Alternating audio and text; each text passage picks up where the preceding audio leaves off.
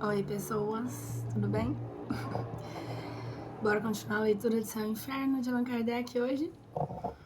Nós paramos na última semana no capítulo 9.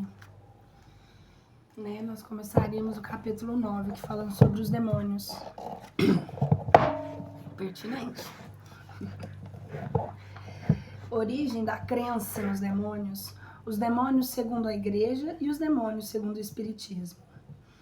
Origem da crença nos demônios. 1. Os demônios, em todas as épocas, desempenharam um grande papel em todas as teogonias. Se bem consideravelmente decaídos, na opinião geral, a importância que se lhes atribui, ainda em nossos dias, dá a essa questão uma certa gravidade, porque ela toca mesmo no fundo das crenças religiosas. Por isso, é útil examiná-la com os desenvolvimentos que comporta. A crença num poder superior é instintiva entre os homens. Assim, é encontrada sob diferentes formas, em todas as idades do mundo. Mas se no grau de adiantamento intelectual que chegamos hoje discute ainda sobre a natureza dos atributos desse poder, quanto deveriam ser imperfeitas nas suas noções a esse respeito na infância da humanidade. O quadro que se nos representa na inocência dos povos primitivos em contemplação diante das belezas da natureza, na qual admiram a bondade do Criador, sem dúvida é muito poético, mas falta à realidade. Quanto mais o homem se aproxima do estado natural, mais o instinto nele domina, como se pode ver ainda entre os povos selvagens e bárbaros dos nossos dias. O que mais o preocupa, ou melhor, o que se ocupa exclusivamente, é da satisfação das necessidades materiais. Continuando. Vou dar uma repetida aqui, só para voltar, que eu dei uma perdidinha. Quanto mais o homem se aproxima do estado natural, mais instinto nele domina, como se pode ver ainda entre os povos selvagens, os bárbaros dos nossos dias. O que mais o preocupa, ou melhor, do que se ocupa exclusivamente, é da satisfação das necessidades materiais, porque não tem outras preocupações. O sentido, que unicamente pode torná-lo acessível com os gostos puramente morais, não se envolve senão com o tempo, e gradualmente a sua alma tem a sua infância, sua adolescência e sua virilidade, igual ao corpo humano. Mas para atingir a virilidade,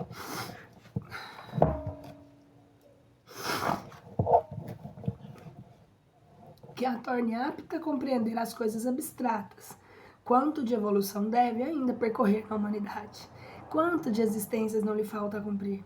Sem remontar as primeiras idades, vemos ao nosso redor as pessoas dos nossos campos e perguntamos-nos quais sentimentos de admiração despertam nelas o esplendor do sol nascente, a abóbada estrelada, o gorjeio dos pássaros, o murmúrio das ondas claras, as campinas matizadas de flores. Para elas, o sol se eleva porque tem o hábito, e com quanto lhe dê bastante calor para amadurecer as colheitas, e não muito para secá-las, é tudo o que pedem. Se olham o céu, é para saberem se fará bom ou mau tempo amanhã. Que os pássaros cantem ou não, lhe é bem igual conquanto não comam o seu grão. As melodias do rouxinol preferem o carcarejar das galinhas e o grunhir dos seus porcos. O que pedem aos riachos claros ou lamacentos é de não secarem nem inundá-los as campinas, dar-lhe boas ervas com ou sem flores. É tudo o que desejam, dizemos mais. Tudo o que compreendem na natureza, no entanto, já estão longe do homem primitivo. 3. Se nos reportarmos a estes últimos, vemo-los mais exclusivamente ainda, preocupados com a satisfação das necessidades materiais. O que serve para provê-los e o que pode prejudicá-los, resume para eles o bem e o mal neste mundo. Eles creem em uma potência extra-humana, mas como aquilo que lhes traz prejuízo material é o que mais lhes toca, atribuem-no a essa potência, da qual fazem de resto uma ideia muito vaga. Não podendo ainda nada conceber fora do mundo visível e tangível, imaginam que resida nos seres e nas coisas que lhes são nocivas. Os animais malfazejos dela são, pois para eles, os representantes naturais e diretos, Pela mesma razão, viram a personificação do bem nas coisas úteis. Daí o culto prestado a certos animais, certas plantas e mesmo objetos inanimados. Mas o homem geralmente é mais sensível ao mal do que ao bem. O bem lhe parece natural, ao passo que o mal lhe afeta mais. Por isso é que em todos os cultos primitivos, as cerimônias em honra das potências malfazejas são as mais numerosas. O medo leva o melhor sobre o reconhecimento. Durante muito tempo, o homem não compreendeu senão o bem e o mal físico. O sentimento do bem moral e do mal moral marcam o progresso da inteligência humana. Só então o homem entrevê a espiritualidade e compreende o poder sobre-humano, está fora do mundo visível e não nas coisas materiais. Isso foi a obra de certas inteligências de elite que, não obstante, não puderam transpor certos limites.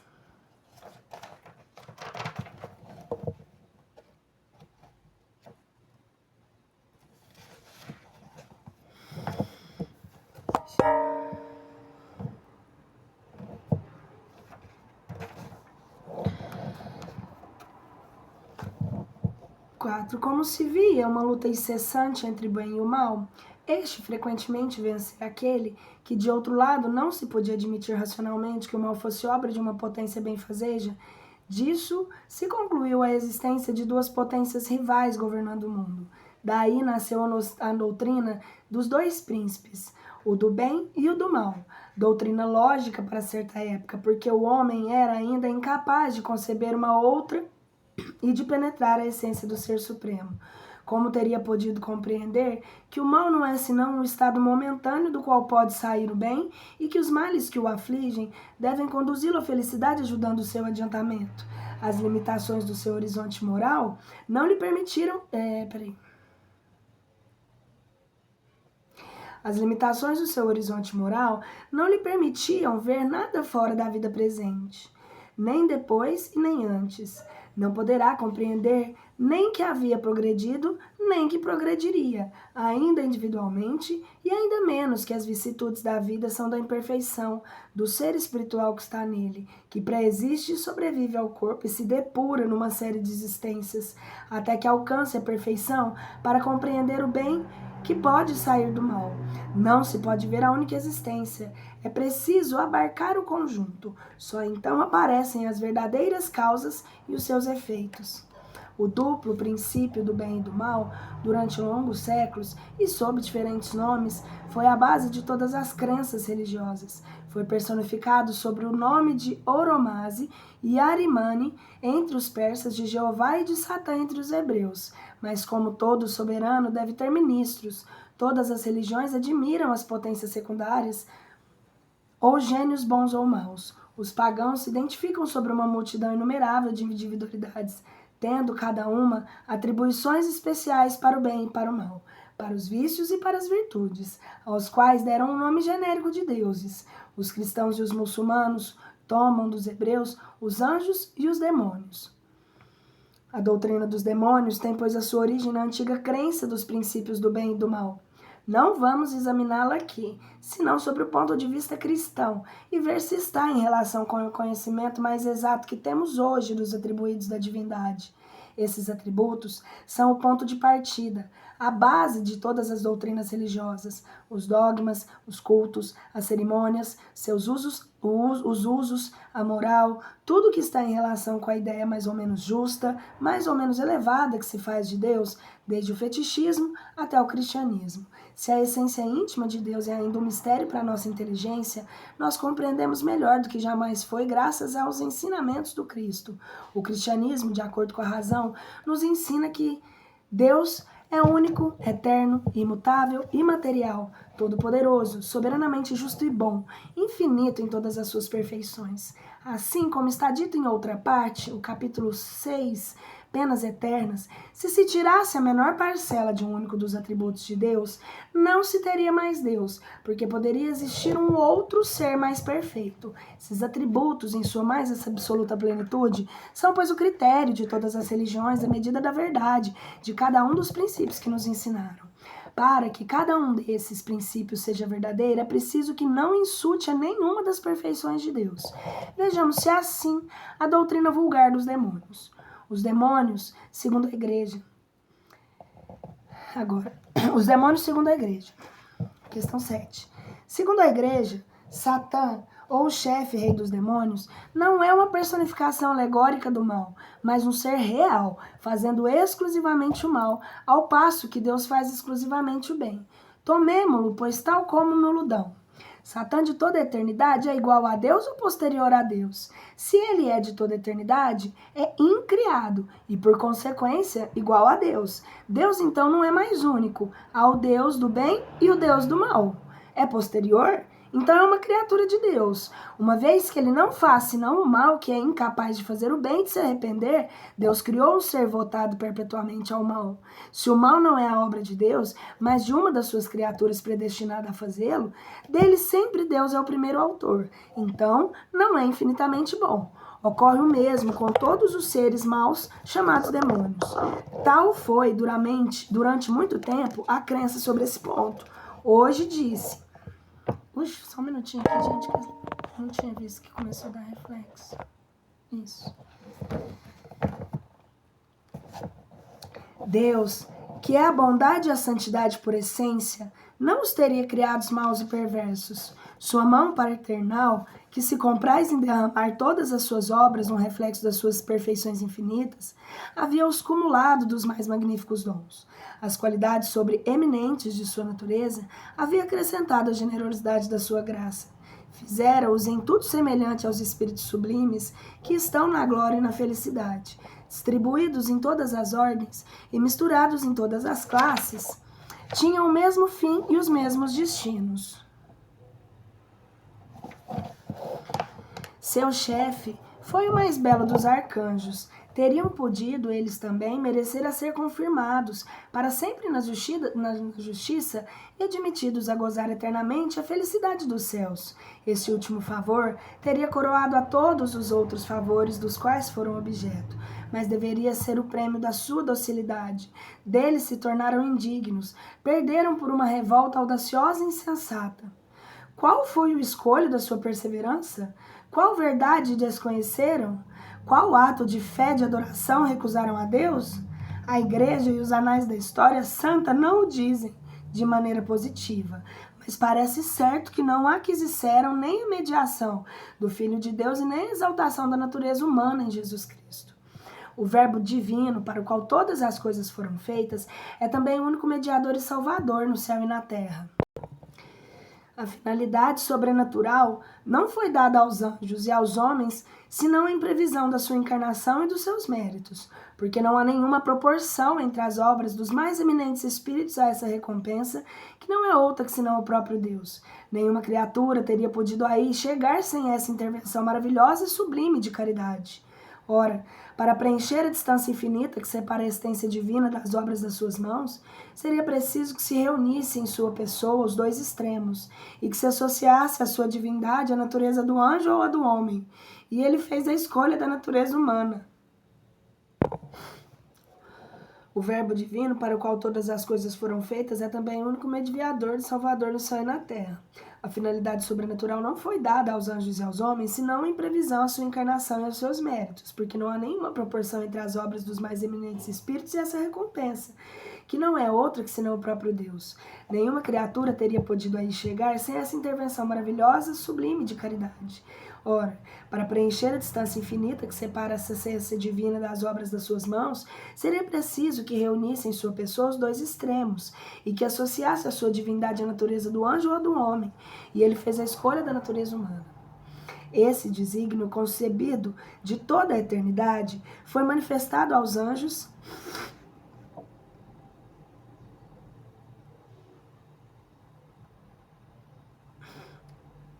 muito tempo antes do seu cumprimento.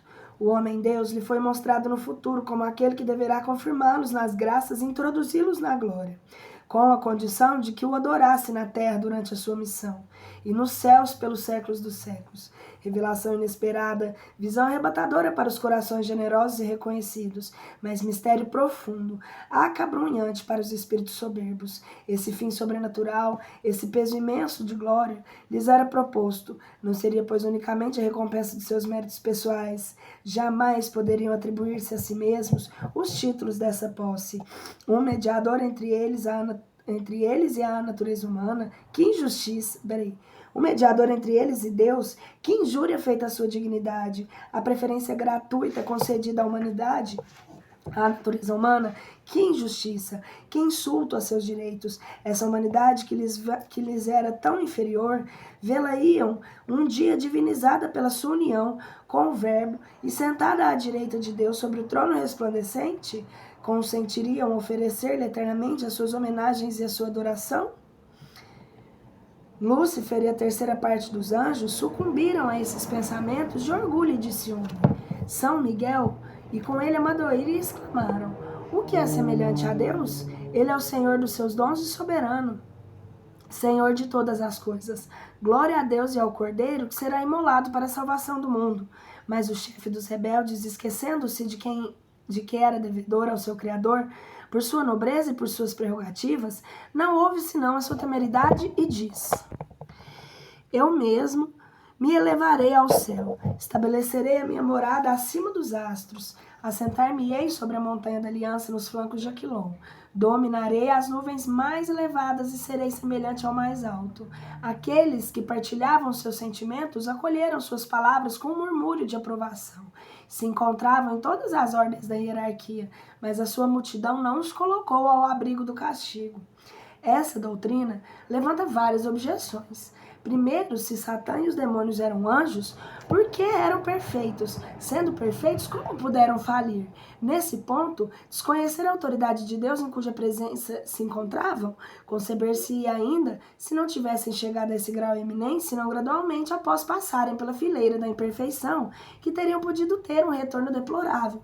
Mas o que torna a coisa mais incompreensível é que nos apresentam como tendo sido criados perfeitos. A consequência dessa teoria é essa: Deus, tendo querido criar neles seres perfeitos, uma vez que o cumulara de todos os dons, enganou-se. Portanto, segundo a igreja, Deus não é infalível. Uma vez que a igreja nem os anais da história explicam a causa da revolta dos anjos contra Deus, o que somente parece certo que estava na sua recusa em reconhecer a missão futura do Cristo. Que valor pode ter o quadro tão preciso e tão detalhado da cena que teve lugar nessa ocasião? De qual fonte, auridas as palavras tão claramente narradas como tendo sido pronunciadas até por simples murmúrios? De duas coisas uma: ou a cena é verdadeira ou não é. Se é verdadeira, não há nenhuma incerteza. E então por que a igreja não resolve o dilema? Se a igreja e a história se calam, se somente a causa parece certa, isso não é senão uma suposição, e a descrição da cena não é senão uma obra da imaginação. Terceiro, as palavras atribuídas a Lúcifer acusam uma ignorância que se espanta em encontrá-las num arcanjo que, pela sua própria natureza, e o grau que está colocado, não deve partilhar sobre a organização do universo, os erros e os preconceitos que os homens professam até que a ciência viesse esclarecê-los. Como pode dizer: estabelecerei a minha morada acima dos astros e dormirei nas mais elevadas nuvens? É sempre a antiga crença, tendo a terra como centro do mundo, no céu de nuvens que se alongam até as estrelas, na região limitada das estrelas formando a abóbada, e que a astronomia nos mostra disseminadas ao infinito, no espaço infinito. Tendo em vista que hoje sabe-se que as nuvens não se estendem além de 2 léguas da superfície da Terra, para dizer que se dominaria as nuvens mais elevadas e falar em montanhas, seria preciso que a cena se passasse sobre a superfície da Terra, e que aí fosse a morada dos anjos. Se essa morada estivesse nas regiões superiores, seria inútil dizer que se elevaria acima das nuvens. Dar aos anjos uma linguagem eivada de ignorância é confessar que os homens hoje sabem mais a respeito do que os anjos. A igreja comete sempre o erro de não levar em conta os progressos da ciência. Uma pausazinha aqui. Continuando aqui. 10. A resposta à primeira objeção se encontra na passagem seguinte. A escritura e a tradição dão nome de céu ao lugar onde os anjos estavam colocados no momento da sua criação. Mas não era o céu dos céus, o céu da visão beatífica, onde Deus se mostra a todos os seus eleitos face a face, onde os seus eleitos contemplam sem esforços e sem nuvens, porque ali não há mais perigo nem possibilidade de pecar. Tentação e fraqueza são desconhecidas. Justiça, alegria, paz, ele reinam em uma imutável segurança. A santidade e a glória não diminuem. Era, pois, uma outra região celeste, uma esfera luminosa e afortunada, onde essas nobres criaturas, largamente favorecidas de comunicações divinas, deveriam recebê-las e a elas aderirem pela humildade da fé de serem admitidas e ver-lhes claramente a realidade na própria essência de Deus. Resulta do que procede, ou seja, que os anjos que faliram pertenciam a uma categoria menos elevada, menos perfeita, que não tinha ainda chegado ao lugar supremo, onde a falta era impossível. Mas então, não há aqui uma contradição manifesta, porque está dito mais acima que Deus os havia feito em tudo semelhante aos espíritos sublimes, que distribuído em todas as ordens e misturados em todas as suas classes, tinham o mesmo fim e a mesma destinação. Que o seu chefe era o mais belo dos arcanjos. Se foram feitos em tudo semelhante aos outros, não eram, pois, de uma categoria inferior. Se estavam misturados em todas as classes, não estavam num lugar especial. A objeção subsiste, pois, inteiramente. 11. Há uma outra que é sem contradita, a mais grave e a mais séria. Está dito, esse desígnio, a mediação do Cristo, concebido de toda a eternidade, foi manifestado aos anjos muito tempo antes do seu cumprimento. Deus sabia, pois, toda a eternidade, que os anjos, bem assim como os homens, teriam necessidade dessa mediação.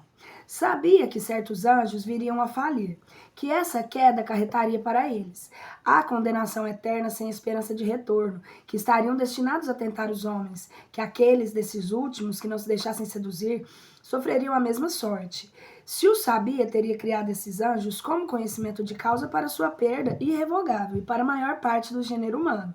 Qualquer coisa que se diga, é impossível conciliar a sua criação em um semelhante previsão, como a soberana bondade. Se não o sabia, não era, pois, o Todo-Poderoso. Num e noutro caso, é a negação dos dois atributos sem a plenitude das quais não seria Deus. 12. Admitindo a falibilidade dos anjos, igual à dos homens, a punição é uma consequência natural e justa da falta.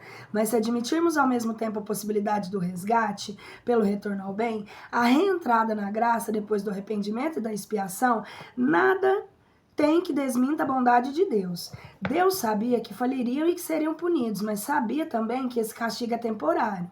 Seria um meio de fazê-los compreender a sua falta e redundaria em seu favor.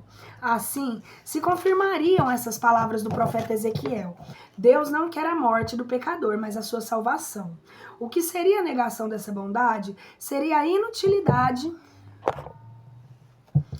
do arrependimento e a impossibilidade do retorno ao bem. Nessa hipótese, é, pois, rigorosamente exato dizer que esses anjos, desde a sua criação, uma vez que Deus não poderia ignorá-lo, foram voltados ao mal, perpetuamente, e predestinados a se tornarem demônios, para arrastar os homens ao mal.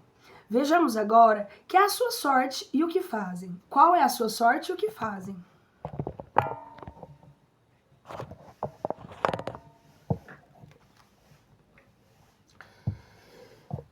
13. Mal sua revolta se manifestou na linguagem dos espíritos, quer dizer, no impulso dos seus pensamentos, que foram banidos irrevogavelmente da cidade celeste e precipitados no abismo.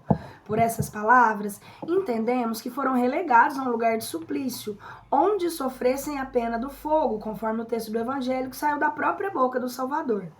E de malditos ao fogo, entre aspas, e de malditos ao fogo eterno que foi preparado para os demônios e seus anjos. São Pedro diz expressamente que Deus os entregou às cadeias e às torturas do inferno, mas nem todos aí ficam perpetuamente. Não serão presos, senão no fim do mundo, para sempre com os condenados. Presentemente, Deus permite que ocupem ainda um lugar na criação a qual pertencem, nas ordens das coisas às quais se prende a sua existência, nas relações, enfim, que deviam ter os homens e das quais fizeram mais pernicioso abuso. Enquanto uns estão em sua morada tenebrosa e aí servem de instrumento para a justiça divina contra almas infortunadas que seduziram, uma infinidade de outros formam legiões invisíveis sobre a condição de seus chefes que residem nas camadas inferiores da nossa atmosfera e percorrem todas as partes do globo. Estão enredados com tudo o que se passa aqui embaixo, onde mais frequentemente tomam uma parte muito ativa.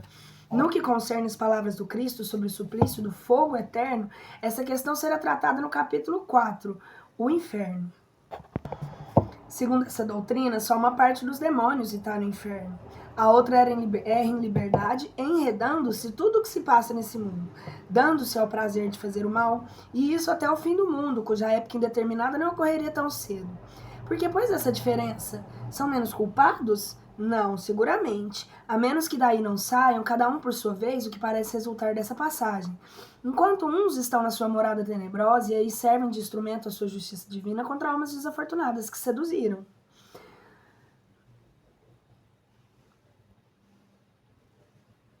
Suas funções consistem em atormentar as almas que seduziram. Assim, não estão encarregados de punir as que são culpadas por falta livre e voluntariamente cometidas, porém, as que eles próprios provocaram. São, ao mesmo tempo, a causa da falta e o instrumento do castigo. E coisa que a justiça humana tão imperfeita que não admitiria a vítima que sucumbe por fraqueza à ocasião que se fez nascer para tentá-la.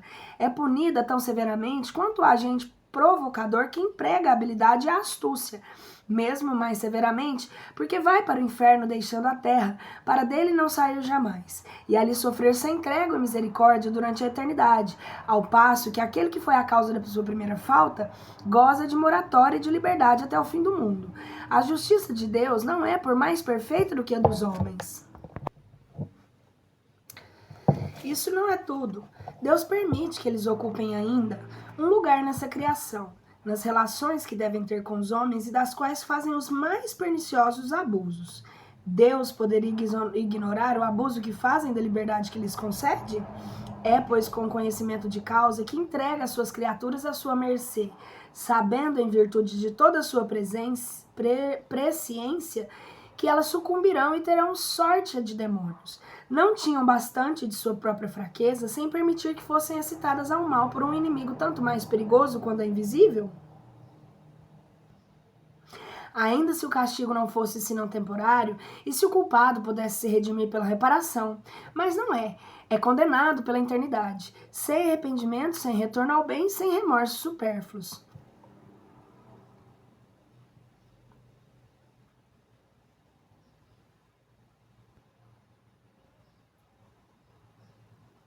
Os demônios são assim, os agentes provocadores predestinados a recrutar almas para o inferno. E isso com a permissão de Deus, que saiba, criando essas almas, a sorte que lhe estava reservada. Que se diria na terra de um juiz que se usasse esse critério para povoar as prisões? Estranha ideia que se nos dá da divindade, de um Deus cujos atributos essenciais são a soberana justiça e a soberana bondade. E é em nome de Jesus Cristo, daquele que não pregou senão o amor, a caridade e o perdão, que se ensinam semelhantes doutrinas. Foi-se o tempo em que tais anomalias passavam despercebidas, não eram compreendidas e não eram sentidas. O homem, curvado sobre o jugo do despotismo, submetia sua razão cegamente, ou antes abdicava da sua razão. Mas hoje, a hora da emancipação soou. Ele compreende a justiça, a quer durante a sua vida e depois a sua morte. Por isso, disse, não pode ser, ou Deus não é Deus.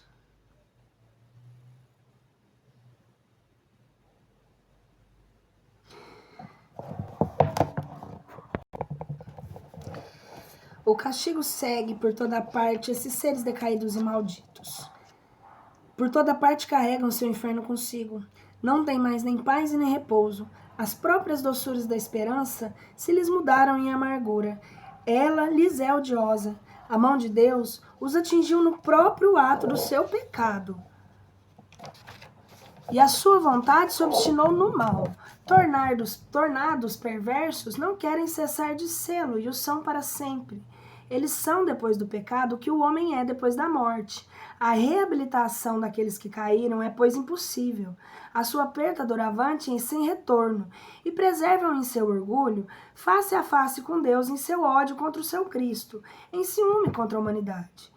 Não podendo se apropriarem da glória do céu pelo impulso de sua ambição, esforçam-se por estabelecerem o seu império sobre a terra e dela banirem o reino de Deus. O Verbo, feito carne, cumpriu, apesar dele, os seus desígnios para a salvação e a glória da humanidade. Todos os meios de ação são consagrados para arrebatar-lhe as almas que resgatou. A habilidade, a impunidade, a mentira e a sedução empregam tudo para levá-los ao mal e consumar a sua ruína. Com tais inimigos, a vida do homem, desde o berço até o túmulo, não pode ser senão uma luta perpétua, porque eles são poderosos e infatigáveis. Esses inimigos, com efeito, são aqueles mesmos que, depois de terem introduzido o mal no mundo, vieram cobrir a terra de espessas trevas de erro e do vício. Aqueles que, durante os longos séculos, fizeram-se adorar como deuses, os que reinaram soberanamente sobre os povos da antiguidade. Aqueles, enfim, que exerceram ainda o seu império tirânico nas regiões idólatras e que fomentam a desordem e o escândalo, até no meio das sociedades cristãs. Para compreender tudo o que tem de recursos a serviço de sua maldade, basta notar que nada perderam das prodigiosas faculdades que são apanágio da natureza angélica. Sem dúvida, o futuro e, sobretudo, a ordem sobrenatural tem mistérios que Deus se reservou e que eles não podem descobrir, mas sua inteligência é bem superior à nossa, porque eles percebem num golpe de vista os efeitos em suas causas e as causas em seus efeitos. Essa penetração lhes permite anunciarem antecipadamente acontecimentos que escapam às nossas conjecturas. A distância e a diversidade dos lugares se apagam diante da sua agilidade. Mais prontos que o raio, mais rápidos que o pensamento, acham-se quase ao mesmo tempo em diversos pontos do globo e podem descrever à distância as coisas que testemunham na hora que se cumprem. As leis gerais com as quais Deus rege e governa esse universo não são do seu domínio, não podem derrogá-las, nem por consequência predizer ou operar verdadeiros milagres, mas eles possuem arte de imitarem e se arremedarem em certos limites às obras divinas, sabem quais fenômenos resultam da combinação dos elementos e prescindem com certeza aqueles que chegam naturalmente, como aqueles que eles mesmos têm o poder de produzirem. Daí esses oráculos numerosos, esses encantos extraordinários dos quais os livros sagrados e profanados nos guardaram a lembrança e que servem de base de alimento a todas as superstições. Sua substância simples e imaterial os subtrai aos nossos olhares, estão ao nosso lado sem serem percebidos, atingem nossa alma sem atingirem nossos ouvidos. Cremos obedecer ao nosso próprio pensamento, enquanto sofremos as suas tentações e a sua funesta influência. Nossas disposições, ao contrário, são deles conhecidas pelas impressões que delas mostramos, e eles nos atacam comumente pelo nosso lado fraco. Para nos seduzirem mais seguramente, têm o costume de nos apresentar engodos, sugestões conforme as nossas tendências, modificam a sua ação segundo as circunstâncias e segundo os traços característicos de cada temperamento. Mas as suas armas favoritas são a mentira e a hipocrisia.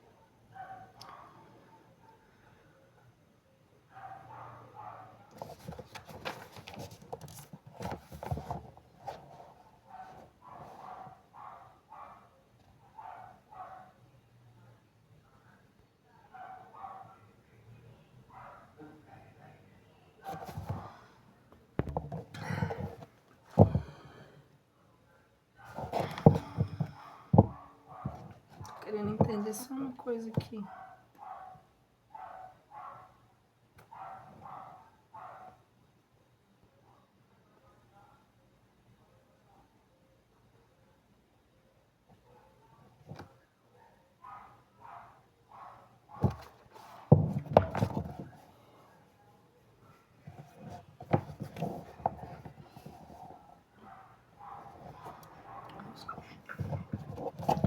O castigo, disse, segue-se por toda parte. Eles não têm paz nem repouso. Isso não destrói em nada a observação feita sobre o pequeno descanso que gozam aqueles que não estão no inferno.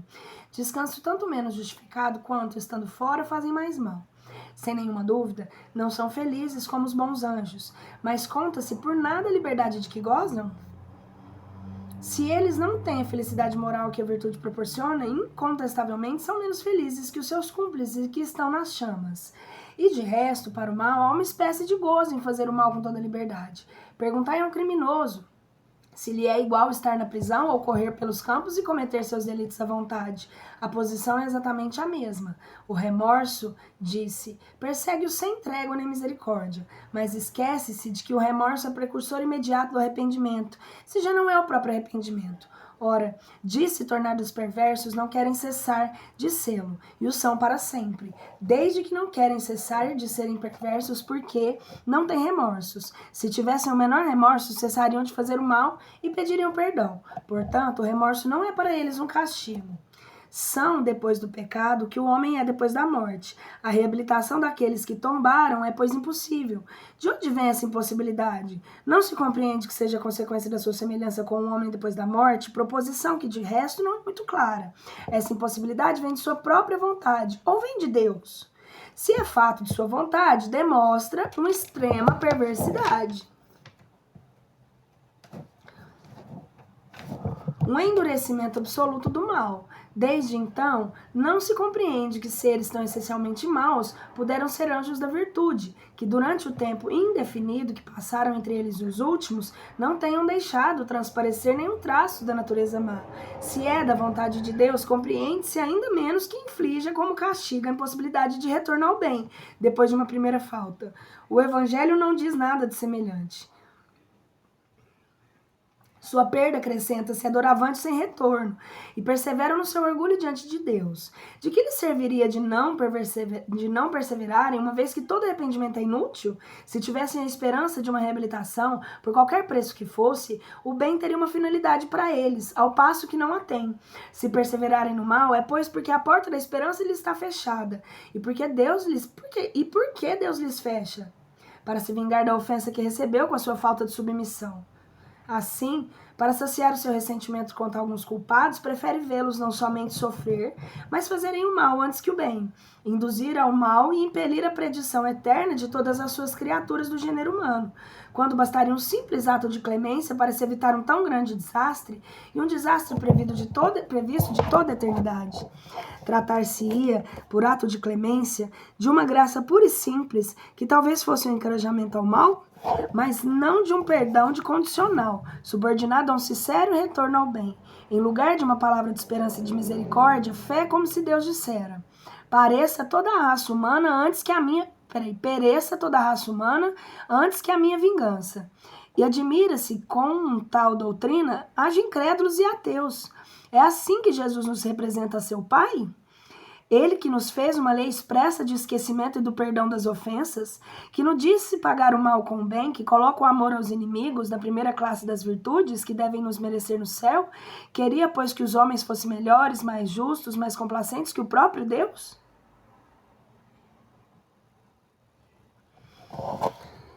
Os demônios segundo o Espiritismo. Segundo o Espiritismo, nem os anjos nem os demônios são seres à parte. A criação dos seres inteligentes é una. Unidos a corpos materiais, eles constituem a humanidade que povoa a Terra e as outras esferas habitadas separadas do corpo. Constitui o mundo espiritual dos espíritos que povoam os espaços.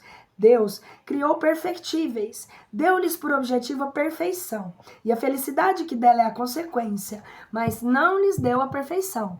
Quis que a devessem ao seu trabalho pessoal, a fim de que lhe tivessem o mérito.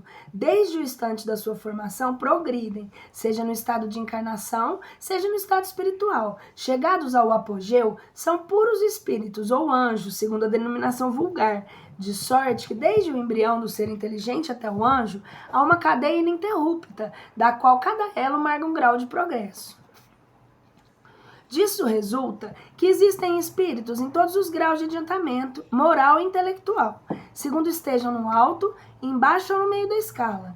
Há espíritos que, por consequência, em todos os graus de saber e de ignorância, de bondade e maldade. Nas classes inferiores, há os que estão ainda profundamente inclinados ao mal, que neles se comprazem. Querendo-se, pode-se chamá-los de demônios, porque são capazes de todas as ações feias atribuídas aos últimos. Se o Espiritismo não lhes dá o nome, é porque se liga à ideia de seres distintos da humanidade, de uma natureza essencialmente perversa, voltados ao mal pela eternidade e incapazes de progredirem ao bem. Segundo a doutrina da Igreja, os demônios foram criados bons e se tornaram maus pela desobediência. São os anjos decaídos, foram colocados por Deus no alto da escala e desceram. Segundo o Espiritismo, são espíritos imperfeitos que não se melhorarão, estão ainda na base da escala e subirão. Aqueles que, pela sua indiferença, sua negligência, sua obstinação e a sua má vontade permanecem tempo mais longo nas classes inferiores, disso carregam a pena e o hábito do mal, dificulta-lhes a regeneração. Mas chega um tempo em que se cansam dessa experiência penosa e dos sofrimentos que lhes dão a consciência.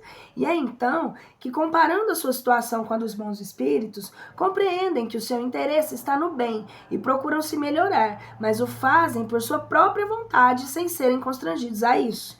Eles estão submetidos à lei do progresso por sua aptidão em progredir, mas não progridem apesar deles. Para isso, Deus lhes fornece sem cessar os meios, mas são livres para aproveitarem ou não.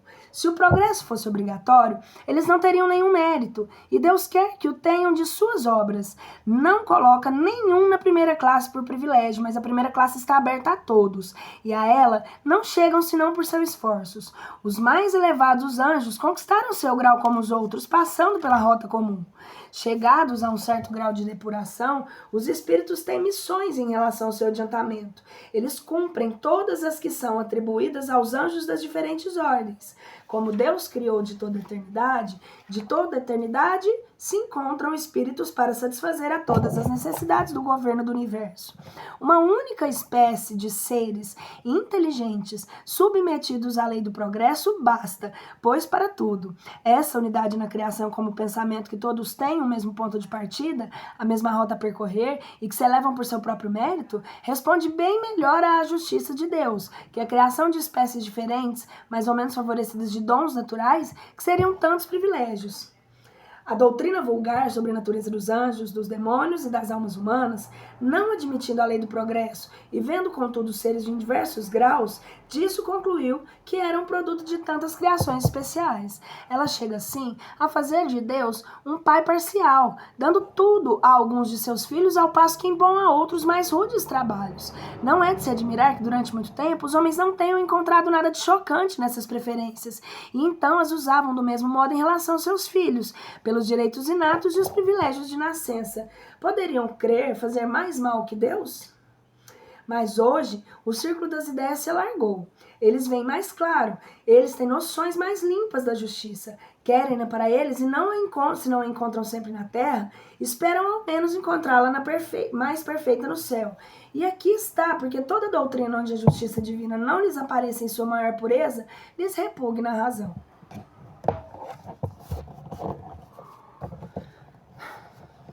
Capítulo 10. Intervenção dos demônios nas modernas manifestações. Os fenômenos espíritas modernos têm chamado a atenção sobre os fatos análogos que ocorrem em todas as épocas, e jamais a história foi compulsada sob esse aspecto que nesses últimos anos. Dada a semelhança dos efeitos, conclui-se a unidade de causa. Como para todos os fatos extraordinários cuja razão é desconhecida, a ignorância virou uma causa sobrenatural, e a superstição as ampliou, acrescentando-lhes crenças absurdas. Daí uma multidão de lendas, que para a maioria são uma mistura de um pouco de verdade e muito de falso. As doutrinas sobre o demônio, que prevaleceram por um tempo tão longo, tinham de tal modo exagerado o seu poder que haviam, por assim dizer, feito esquecer Deus. Por isso que se lhe fazia honra por tudo que lhe parecia sobrepujar a força humana. Por toda a parte parecia a mão de Satã. As melhores coisas, as descobertas mais úteis, sobretudo aquelas que poderiam tirar o homem da ignorância e largar o círculo das suas ideias, muitas vezes foram olhadas como obras diabólicas. Os fenômenos espíritas, mais multiplicados em nossos dias, sobretudo melhor observados com a ajuda das luzes da razão e dos dados da ciência, confirmaram, é verdade, a intervenção das inteligências ocultas, forças, mas agindo sempre nos limites das leis da natureza e revelando pela sua ação uma nova força de leis desconhecidas até agora. A questão se reduz, pois em saber qual ordem são essas inteligências. Enquanto não houve sobre o mundo espiritual senão noções incertas ou sistemáticas, pôde se enganar, mas hoje, quando observações rigorosas e estudos experimentais lançaram luz sobre a natureza dos espíritos, sua origem e seu destino, seu papel no universo e seu modo de ação, a questão se resolve pelos fatos. Agora, sabe-se que são as almas daqueles que viveram sobre a terra. Sabe-se também que as diversas categorias de espíritos bons e maus não constituem seres de diferentes espécies, mas não marcam senão diversos graus de adiantamento. Segundo a classe que ocupam, em razão de seu desenvolvimento intelectual e moral, aqueles que se manifestam se apresentam sob aspectos muito opostos, o que não os impede de terem saído da grande família humana, tão bem quanto o selvagem, o bárbaro e o homem civilizado. Sobre esse ponto, como sobre muitos outros, a Igreja mantém suas velhas crenças no que concerne aos demônios. Ela diz: temos princípios que não variam em 18 séculos e que são imutáveis. Seu erro está precisamente em não levar em conta o progresso das ideias e crer que Deus bastante pouco sábio para não proporcionar a revelação e o desenvolvimento da inteligência, para ter com os homens primitivos a mesma linguagem que com os homens avançados. Se ao passo que a humanidade avança, a religião se aferra aos velhos hábitos, tanto em matéria espiritual quanto em matéria científica. Chegará um momento em que ela será invadida pela incredulidade. 4. Eis como a Igreja explica a intervenção exclusiva do demônio nas manifestações modernas. Em sua intervenção exterior, os demônios não são menos atentos em dissimularem a sua presença para afastarem as suspeitas.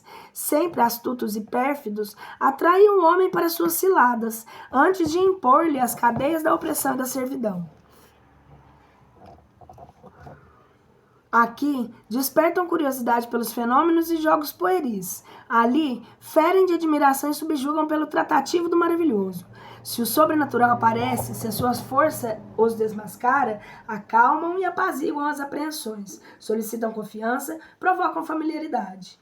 Ora, se fazem passar por divindades e bons gênios, ora utilizam os nomes e mesmo traços de mortes que deixaram uma memória entre os vivos. Por meio dessas fraudes dignas da antiga serpente, falam e são escutados, dogmatizam e são acreditados, misturam as suas mentiras e são escutados.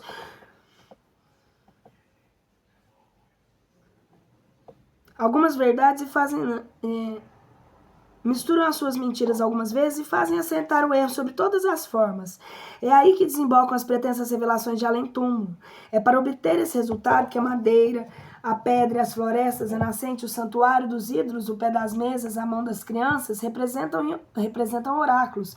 É para isso que a pitonisa profetiza em seu delírio que o ignorante no misterioso sono torna-se de repente doutor da ciência. Enganar e perverter tal é em toda parte e em todos os tempos o objetivo final dessas estranhas manifestações.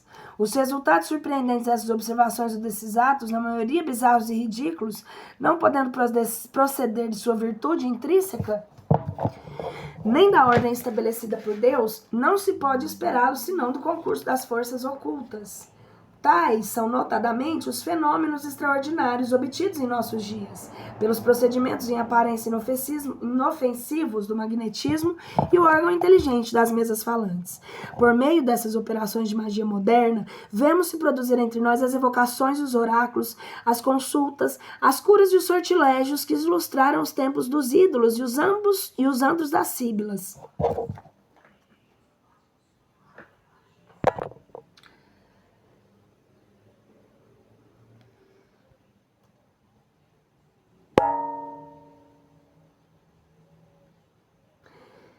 Sortilégios que ilustraram os templos dos ídolos e os antros das sibilas.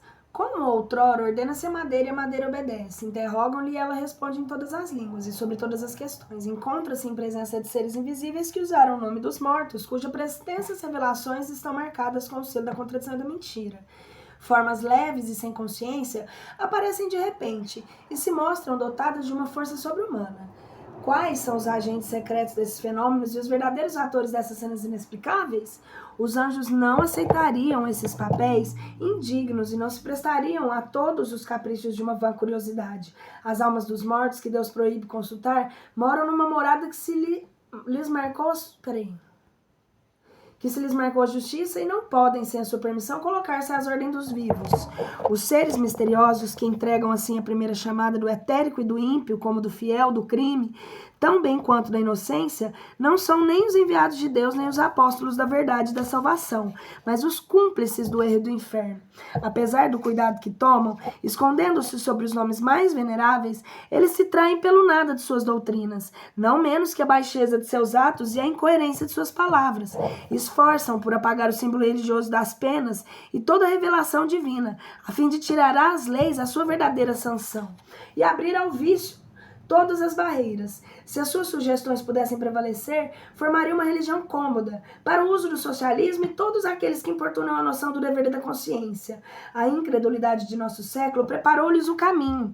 Possam as sociedades cristãs, por um retorno sincero e a fé católica, escapar ao perigo dessa nova e terrível invasão. Toda essa teoria repousa sobre o princípio de que os anjos e demônios são seres distintos das almas dos homens e que estas estão a produto de uma criação especial, inferior mesmo aos demônios em inteligência e conhecimento entre as faculdades de todas as espécies. Conclui pela intervenção exclusiva dos anjos maus as manifestações antigas e modernas atribuídas aos espíritos dos mortos. A possibilidade para as almas de se comunicarem com os vivos é uma questão de fato, um resultado da experiência e da observação que não discutiremos aqui. Mas admitamos, por hipótese, a doutrina acima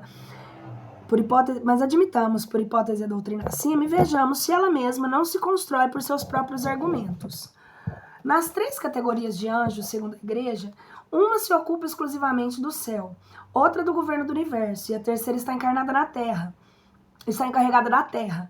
Nesta se encontram os anjos guardiões, encarregados da proteção de cada indivíduo. Uma parte somente dos anjos dessa categoria tomou a parte na revolta e foi transformada em demônios. Se Deus permitiu a estes últimos impelir os homens para sua perda, pelas sugestões de todos os gêneros e pelo fato das manifestações ostensivas, porque é soberanamente justo e bom ter-lhes-ia concedido o imenso poder de que gozam, deixando uma liberdade da qual fazem tão pernicioso uso, sem permitir aos bons anjos fazer-lhe um contrapeso com manifestações semelhantes, dirigidas para o bem? Admitamos que Deus haja dado uma parte igual de poder aos bons e aos maus, o que seria já um favor exorbitante em proveito desse último. O homem, pelo menos, estaria livre para escolher, mas dar-lhes o monopólio das tentações com a faculdade de simular o bem, de se equivocar para seduzir mais seguramente, seria uma verdadeira armadilha estendida à sua fraqueza, à sua inexperiência, à sua boa-fé. E dizemos mais, seria abusar da confiança de Deus. A razão recusa admitir uma tal parcialidade em proveito do mal. Vejamos os fatos. Concedem-se ao demônio faculdades transcendentes. Nada perderam da sua natureza angélica. Tem o saber, a perspicácia, a previdência, a clarividência dos anjos e, além disso, a astúcia, a esperteza e a manha no supremo grau. Sua finalidade é desviar os homens de bem, sobretudo afastá-los de Deus, para arrastá-los ao inferno, do qual são provedores e recrutadores. Compreende-se que se dirijam àqueles que estão no bom caminho e que são desviados por eles, se nisso persistem. Compreende-se a sedução e o simulacro do bem a fim de atraí-los para suas armadilhas, mas o que é incompreensível é que se dirijam àqueles que já lhes pertencem corpo e alma para conduzi-los a Deus e ao bem. Ora, quem está mais em suas garras que aquele que renega e blasfema de Deus, que mergulha no vício e na desordem das paixões? Já não está no caminho do inferno? Compreende-se que, seguro de sua presa, ele a estimule a orar a Deus, a se submeter à sua vontade e renunciar ao mal, que exalte os seus olhos às delícias da vida, dos bons espíritos e lhe pinte com horror a posição dos maus? Viu-se um dia com um comerciante gabar os seus clientes a mercadoria de seu vizinho, expensas da sua, convidá-los a irem para a casa dele? Um engajador depreciar a vida militar e louvar o repouso da vida doméstica? Dizer aos conscritos que terão uma vida de cansaço e privações, que têm 10 chances em uma de serem mortos, ou pelo menos de terem os braços e as pernas destruídos? Está aí, portanto, o papel estúpido que se faz o demônio desempenhar, porque é um fato notório. É que, em consequência das instruções emanadas do mundo invisível, vêm-se todos os dias os incrédulos e os ateus reconduzidos a Deus e a orarem com fervor, o que nunca fizeram. Pessoas viciadas em trabalhar com ardor pela sua melhora. Pretender que seja a obra das manhas do demônio é dele fazer um verdadeiro tolo. Ora, como isso aqui não é uma suposição, mas o resultado da experiência, e que conta um fato que não há negação possível, disso é preciso concluir, ou que o demônio é um desastrado num alto grau, que nem é tão temível, nem tão maligno quanto se pretende, que por consequência não há muito a temer, uma vez que trabalha contra os seus interesses, ou bem que todas as manifestações não são dele. Eles fazem aceitar o erro sobre todas as formas. É para obter esse resultado que a madeira, a pedra, as florestas e os mananciais, o santuário de ídolos, os pés de mesas, as mãos das crianças tornam-se oráculos. Qual é, pois, depois disso, o valor dessas palavras do Evangelho? Derramai o meu espírito sobre toda a carne. Vossos filhos e vossas filhas profetizarão. As pessoas jovens terão visões e os velhos terão sonhos. Naqueles dias, derramarei do meu espírito sobre meus servos e sobre as minhas servas, e eles profetizarão. Atos dos Apóstolos, capítulo 2, versículo 17 e 18. Não é predição da mediunidade dada a todo mundo, mesmo as crianças, e que realiza em nossos dias? Os apóstolos lançaram anátema sobre essa faculdade? Não, anunciaram-na como favor de Deus, e não como obra dos apóstolos, e não como obra do demônio. Sabem os teólogos ver o dedo de Deus no cumprimento dessas palavras? Por meio dessas orações da magia moderna, vemos a reproduzirem entre nós evocações e oráculos, consultas, as curas e os sortilégios que ilustraram os templos dos ídolos e os antros das sibilas. Onde se vêem operações de magia nas evocações espíritas, foi-se o tempo em que podia crer na sua eficácia, mas hoje elas são ridículas. Ninguém crê nelas e o espiritismo as condena. A época em que floresceu a magia, não havia senão uma ideia muito imperfeita sobre a natureza dos espíritos, que se olhava como seres dotados de um poder sobre-humano. Não eram chamados senão para deles se obterem, fosse mesmo ao preço de sua alma, os valores da sorte e da fortuna, a descoberta de tesouros. Revelação do futuro A revelação do futuro ou filtros. A magia, com a ajuda de seus sinais, fórmulas e operações cabalísticas, era tida para fornecer pretensos segredos para operar prodígios, obrigar espíritos a se colocarem às ordens do homem e às almas dos homens. Não são chamados senão para perceber os conselhos dos bons, moralizar os imperfeitos, para construir as relações com os seres que nos são caros. Eis o que diz o Espiritismo a esse respeito. Não há nenhum meio de obrigar um espírito a vir, apesar dele, se for vosso igual ou vosso superior em moralidade, porque não tens nenhuma autoridade sobre ele. Se for vosso interior, vós o poderei ser para o seu bem, porque então outros espíritos vos secundam. A mais essencial de todas as disposições para as evocações é o recolhimento, quando se quer ter relações com espíritos sérios. Com a fé e o desejo do bem, se é mais poderoso evocar os espíritos superiores. Evocação identifica-se com bons espíritos e os dispõe a virem.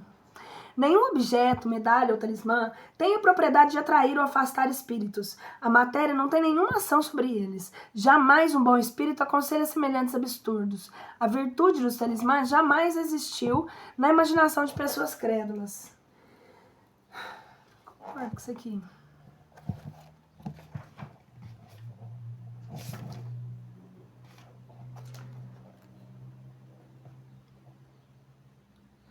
Não há fórmula sacramental para a evocação dos espíritos. Quem pretenda apresentar uma fórmula pode ousadamente ser taxado de charlatão, porque para os espíritos a forma não é dada. Todavia, a evocação deve ser sempre feita em nome de Deus.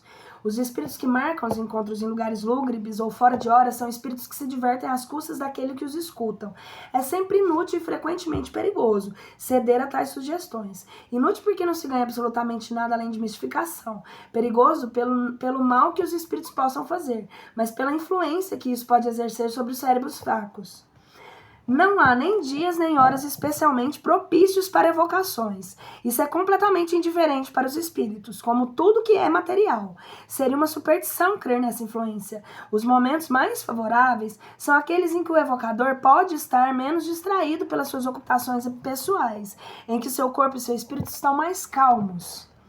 A crítica malevolente está mais para representar as comunicações espíritas como cercadas de práticas ridículas e supersticiosas da magia e da necromancia. Se aqueles que falam do espiritismo sem conhecê-lo procurassem estudá-lo, teriam poupado gastos de imaginações ou alegações que não servem senão para provarem a sua ignorância ou sua má vontade, para edificação de pessoas estranhas à ciência. Diremos que não há para se comunicar com os espíritos nem dias, nem horas, nem lugares mais propícios que os outros. Não é preciso para invocá-los nem fórmulas nem palavras sacramentais ou cabalísticas, que não há necessidade nenhuma de reparação e nenhuma de iniciação, que o emprego de todo sinal ou objeto material, seja para atraí-los ou afastá-los, não tem efeito, e que o pensamento afasta, enfim, que o pensamento basta. Enfim, que os médios recebem as suas comunicações sem saírem do estado normal tão simplesmente, tão naturalmente, como se fossem ditadas por uma pessoa viva. Só o charlatanismo poderia afetar maneiras excêntricas e acrescentar acessórios ridículos.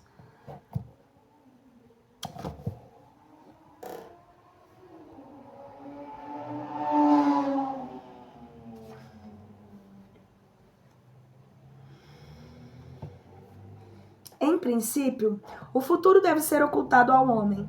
Não é senão em casos raros e excepcionais que Deus permite sua revelação. Se o homem conhecesse o futuro, negligenciaria o presente e não agiria com a mesma liberdade, porque seria dominado pelo pensamento de que se uma coisa deve chegar, não há com o que dela se preocupar ou procuraria entravá-la. Deus não quis que assim fosse, a fim de que cada um concorresse para o cumprimento das coisas, mesmo daquelas às quais gostaria de se opor. Deus permite a revelação do futuro quando esse conhecimento prévio deveria facilitar o cumprimento de uma coisa em lugar de entravá-la, conduzindo a agir do modo ao que se teria feito sem isso.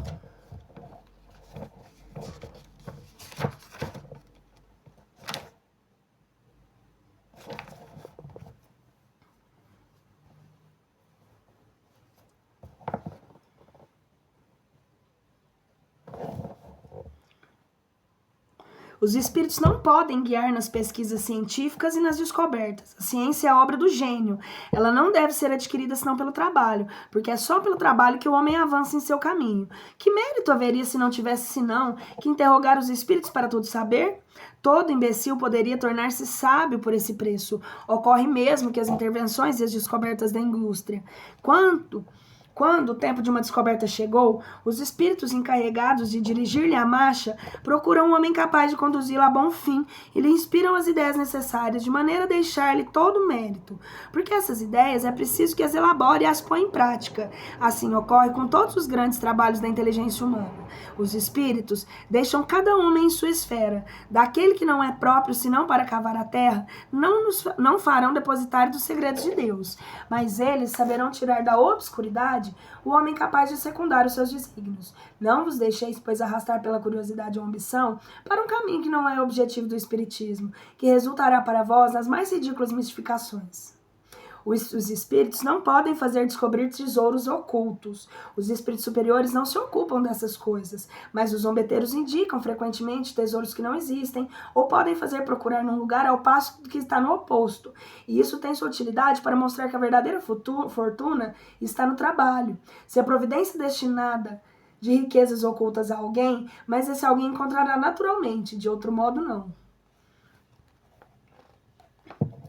O Espiritismo, esclarecendo-nos sobre as propriedades dos fluidos, que são os agentes e os meios de ação do mundo invisível e constituem uma das forças e um dos poderes da natureza, nos dá a chave de uma multidão de coisas inexplicadas e inexplicáveis por todo outro meio, que puderam, nos tempos recuados, passar por prodígios. Ele revela, do mesmo modo, que o magnetismo, uma lei, se não desconhecida, pelo menos mal compreendida, ou melhor dizendo, conheciam-se os efeitos, porque se produziram em todos os tempos, mas não se conhecia a lei, e essa foi a ignorância da lei que engredou a superstição.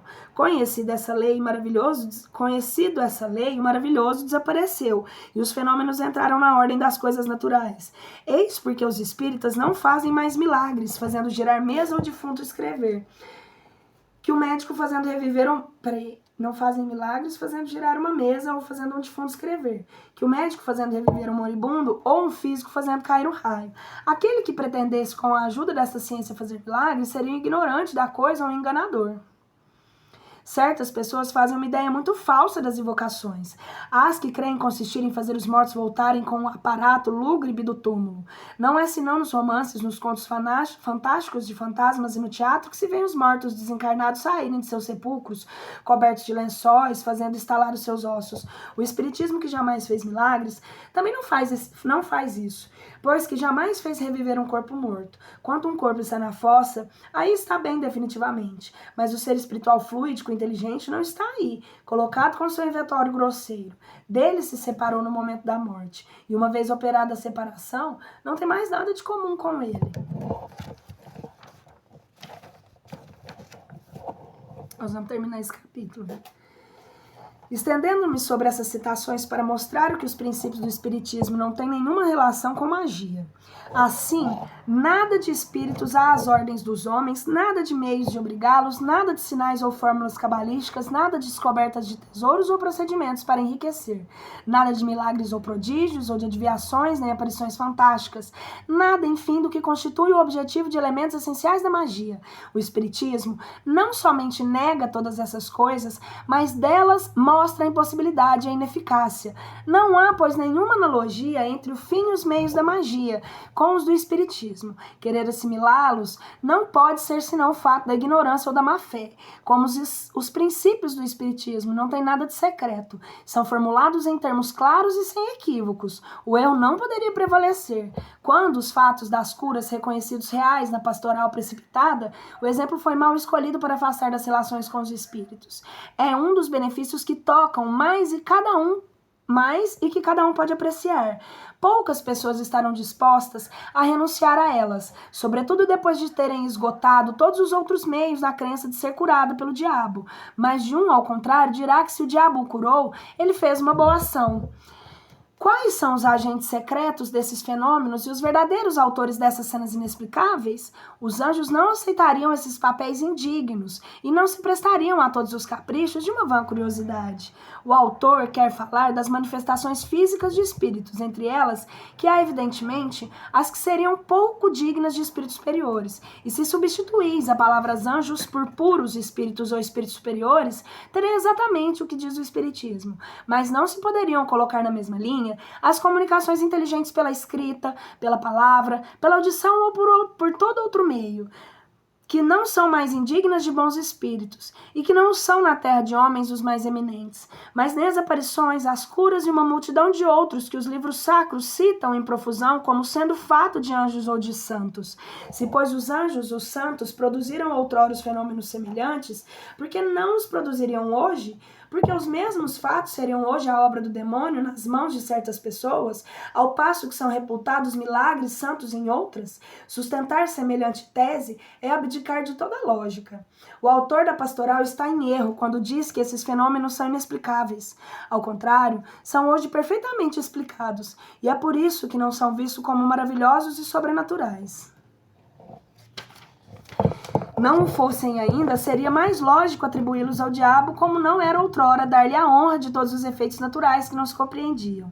Por papéis indignos, é preciso entender que os papéis ridículos e aqueles que consistem em fazer o mal, mas não se pode assim qualificar de espíritos que fazem o bem e conduzem os homens a Deus e à virtude. Ora, o espiritismo diz expressamente que os papéis indignos não são as atribuições dos espíritos superiores, assim como provam os preceitos seguintes. Vou reler uma parte aqui. O autor da pastoral está em erro quando diz que esses fenômenos são inexplicáveis. Ao contrário, são perfeitamente explicados e é por isso que não são vistos como maravilhosos e sobrenaturais.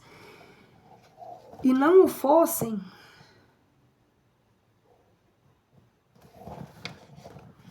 ainda não seria lógico atribuí-los ao diabo, como não era outrora dar-lhe honra de todos os efeitos naturais que nos compreendiam. Por papéis indignos é preciso entender os papéis ridículos e aqueles que consistem em fazer o mal. Mas não se pode assim qualificar de espíritos que fazem o bem e conduzem os homens à vontade e à virtude.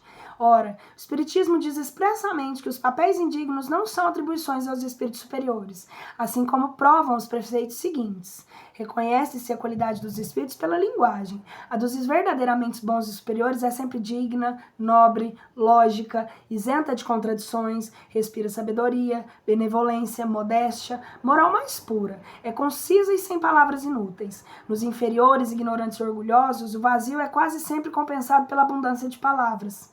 Todo pensamento evidentemente falso, toda máxima contrária à ação moral, todo conselho ridículo, toda expressão grosseira, trivial ou simplesmente frívola, toda marca de malevolência e presunção da arrogância são sinais contestáveis de inferioridade de um espírito. Os espíritos superiores não se ocupam senão de comunicações inteligentes. Tendo em vista nossa instrução, as manifestações físicas ou puramente materiais estão mais especialmente nas atribuições dos espíritos inferiores, vulgarmente designados sob o nome de espíritos batedores. Como entre nós, os grandes esforços se competem aos saltimbancos e não aos sábios. Seria um absurdo pensar que os espíritos, enquanto pouco elevados, divertem-se em se exibir, enquanto sejam pouco elevados, se exibirem. Qual é o homem de boa fé que pode ver esses preceitos e atribuições incompatíveis com espíritos elevados?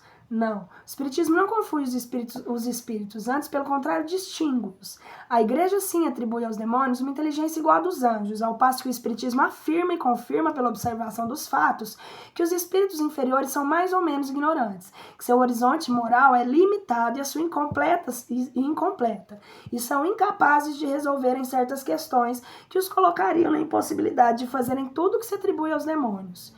As almas dos mortos, que Deus proíbe consultar, moram numa morada que lhes marcou a sua justiça, e elas não podem, sem a sua permissão, colocar as ordens dos vivos. O Espiritismo diz também que elas não podem vir sem a permissão de Deus, mas é ainda mais rigoroso porque diz que nenhum espírito bom ou mau pode vir sem a permissão, ao passo que a Igreja atribui aos demônios o poder de transpô-la.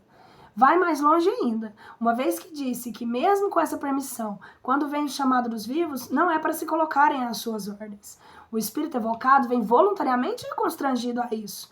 Ele obedece à vontade de Deus, quer dizer, a lei geral que rege o universo. Julga se é útil vir e está aí ainda para ele o seu livre-arbítrio. O espírito superior vem sempre quando é chamado para um fim útil. Não se recusa a responder senão nos meios das pessoas pouco sérias e que tratam a coisa em brincadeira.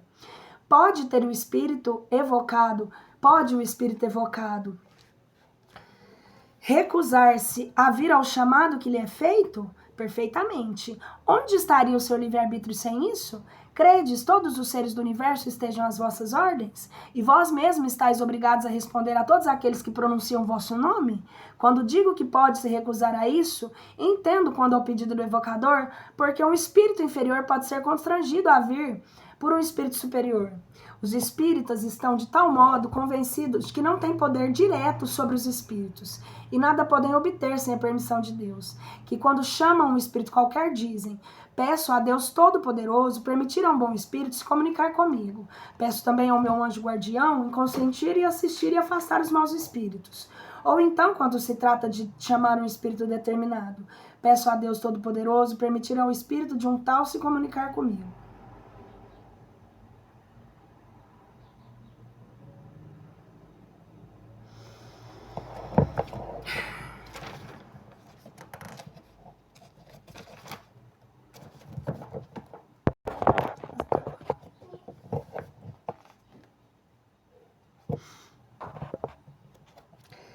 As acusações lançadas pela Igreja contra a prática das evocações não concernem, pois, ao Espiritismo, uma vez que se dirigem principalmente sobre as suas operações da magia, com a qual não tem nada em comum. Ele condena nessas operações o que a mesma condena. Não faz os bons espíritos desempenharem um papel digno deles, enfim, declara nada sem pedir e nada obter sem a permissão de Deus. Sem dúvida, pode haver pessoas que abusam das evocações, que delas fazem um jogo, que desviam seu objetivo providencial para que sirvam aos seus interesses pessoais, que por ignorância, leviandade ou orgulho, cupidez, afastam-se dos verdadeiros princípios da doutrina. Mas o Espiritismo sério as reprova como verdadeira religião e reprova os falsos devotos e os excessos do fanatismo. Não é, pois, nem lógico, nem equitativo imputar ao Espiritismo em geral os abusos que ele condena, ou as faltas daqueles que não o compreendem. Antes de formular uma acusação, é preciso ver se ela assenta justo. Portanto, dissemos: Diremos: a censura da igreja cai sobre os charlatões, exploradores, as práticas da magia e feitiçaria. Nisso ela tem razão. Quando a crítica religiosa e cética filtra os abusos e estigmatiza o charlatanismo, não faz melhor com isso do que ressaltar a pureza da sã doutrina, que ajuda sim a se desembaraçar dos maus elementos. Nisso facilita nossa tarefa. Seu erro está em confundir o bem e o mal, por ignorância na maioria, por má fé em alguns, mas a distinção que ela não faz, outros a fazem. Em todos os casos, a sua censura, a qual todo espírita sincero se associa no limite do que se aplica ao mal, e não pode atingir a doutrina. Os seres misteriosos que entregam assim o primeiro chamado do etérico, ou ímpio ou do infiel, do crime tão bem quanto da inocência, não são nem os enviados de Deus e nem os apóstolos da verdade, mas os cúmplices do erro e do inferno. Assim, o herético ao ímpio, ao criminoso, Deus não permite que os bons espíritos venham tirá-los do erro para salvá-los da perdição eterna. Não lhe envia senão subordinados do inferno para enfiá-los no lamaçal. Bem mais, não envia a inocência senão seres perversos para pervertê-la. Não se encontra, pois, entre os anjos essas criaturas privilegiadas de Deus, nenhum ser bastante compassível para vir em socorro dessas almas perdidas? Porque as qualidades brilhantes de que são dotados, se não servem senão seus gozos pessoais? São realmente bons se mergulhados nas delícias de sua contemplação. Veem essas almas no caminho do inferno, sem virem dele desviá-las? Não é a imagem do rico egoísta que, tendo tudo em profusão, sem piedade, deixa o pobre morrer de fome à sua porta? Não é o egoísmo erigido em virtude e colocado até os pés do Eterno? Não vos admireis que os bons espíritos vão ao etérico e ao ímpio. Esqueceis, pois, essas palavras do Cristo? Não é aquele que está bem que tem necessidade de médico. Não veríeis as coisas de um ponto mais elevado que os fariseus do seu tempo?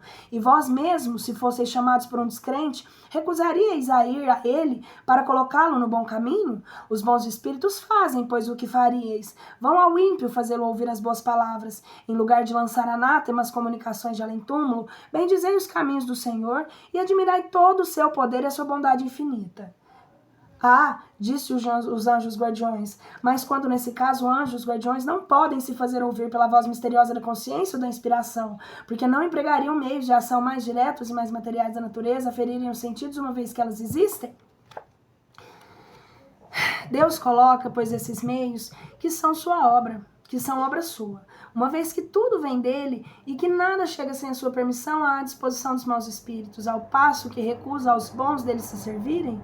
De onde é preciso concluir que Deus dá aos demônios mais facilidades para perder aos homens que dá aos guardiões para salvá-los? Pois bem, o que os anjos guardiões não podem fazer segundo a igreja, os demônios fazem por eles. Com a ajuda dessas mesmas comunicações supostamente infernais, conduzem a Deus aqueles que os renegam e ao bem aqueles que estão mergulhados no mal. Dão-nos estranho espetáculo de milhões de homens que creem em Deus pelo poder do diabo, então que a igreja fora impotente para convertê-los. Quantos homens que não oraram jamais, oram hoje com fervor, graças a instruções desses mesmos demônios. Quantos deles não se veem que de orgulhosos, egoístas e debochados tornaram-se humildes, caridosos e menos sensuais? E diz que é obra dos demônios. Se assim for, é preciso convir que os demônios prestaram maior serviço e os assistiu melhor que os anjos. É preciso ter uma bem pobre opinião do julgamento dos homens desse século para crer que possam aceitar cegamente tais ideias. Uma religião que faz a sua pedra angular de semelhante doutrina, que se declara solapada em sua base, tirando-se-lhe dos seus demônios, seu inferno, suas pernas eternas e seu Deus sem piedade, é uma religião que se suicida. Deus disse que enviou seu Cristo para salvar os homens, se não provou seu amor por suas criaturas e as deixou sem proteção. Sem nenhuma dúvida, o Cristo é o divino Messias enviado para ensinar as verdades aos homens e mostrar-lhes o bom caminho. Mas, somente depois dele, contai o número daqueles que, tendo podido ouvir a sua palavra de verdade, já morreram, enquanto morrerão sem conhecê-la. Dentre os que a conhecem, quantos há que colocam em prática? Porque Deus, em sua solicitude para a salvação de seus filhos, não lhes enviaria outros mensageiros vindo sobre toda a terra, penetrando nos mais humildes redutos, incrédulos como entre os crentes, ensinar a verdade àqueles que não a conhecem, fazê-la compreender àqueles que não a compreendem, suprir pelo seu ensinamento direito e múltiplo a insuficiência da propagação do Evangelho e apressar assim o advento do reino de Deus? E quando esses mensageiros chegarem em massa massas inumeráveis, abrindo os olhos aos cegos, convertendo os ímpios, curando os dentes e consolando os aflitos, a exemplo de Jesus, vós os repelireis, repudiareis o bem que fazem, dizendo que são demônios? Tal é também a linguagem dos fariseus com relação a Jesus, porque eles também diziam que faziam bem pelo poder do diabo. E o que ele lhes respondeu? Reconhecereis a árvore pelo seu fruto. Uma árvore má não pode dar bons frutos. Mas para eles, os frutos produzidos por Jesus eram maus, porque vinham destruir os abusos e proclamar a liberdade que lhes arruinaria a autoridade. Se viesse para lisonjear o seu orgulho, sancionar as suas prevaricações e sustentar o seu poder, aos seus olhos seria o Messias esperado pelos judeus. Ele era só pobre e fraco, fizeram-no parecer e creram matar a sua palavra. Mas a sua palavra era divina e lhe sobreviveu. Entretanto, ela se propagou com lentidão. Depois de 18 séculos, apenas é conhecida da 10ª parte do gênero humano e cismas numerosos explodiram no seio dos seus próprios discípulos. Foi então que Deus, em sua misericórdia, enviou os espíritos para confirmá-la, contemplá-la e colocá-la ao alcance de todos, de infundi-la por toda a terra. Mas os espíritos não estão encarnados em um único homem, cuja voz seria limitada. São inumeráveis, vão por toda parte, e não se pode prendê-los. Eis que por seus ensinamentos se difundem com a rapidez do raio, falam ao coração e à razão, eis porque são compreendidos por mais humildes. Não é indigno de celestes mensageiros. Dizei-vos, transmitirem as suas instruções por um meio assim vulgar que o das mesas falantes? Não é ultrajá-los supor que divertem com trivialidades e deixam a sua brilhante morada para se porem à disposição de qualquer um? Jesus não deixou a morada de seu pai para nascer um estábulo. Onde vistes, aliás, que o espiritismo atribua coisas triviais a espíritos superiores? Ele disse ao contrário, que as coisas vulgares são produto de espíritos vulgares. Mas mesmo pela sua vulgaridade, com isso não feriram senão as imaginações, serviram para provar a existência do mundo espiritual e mostrar que esse mundo é diferente do que se julgava. Era o início, era simples como tudo que começa. Mas a árvore saída de um pequeno grão não estende menos, mais tarde, ao longe a sua folhagem. Quem creria que de si miserável manjedoura de Belém sairia um dia a palavra que deveria agitar o mundo? Sim, Cristo é o Messias divino. Sim, a tua palavra é a da verdade. Sim, a religião fundada sobre essa palavra será inabalável, mas a condição de seguir e praticar os seus sublimes ensinamentos e não fazer do Deus justo e bom, que nos ensina a conhecer um Deus Mas a condição de seguir e praticar os seus ensinamentos e não de fazer do Deus justo e bom que nos ensina, e não fazer do Deus justo e bom que nos ensina a conhecer um Deus parcial, vingativo e sem piedade. Por hoje é só.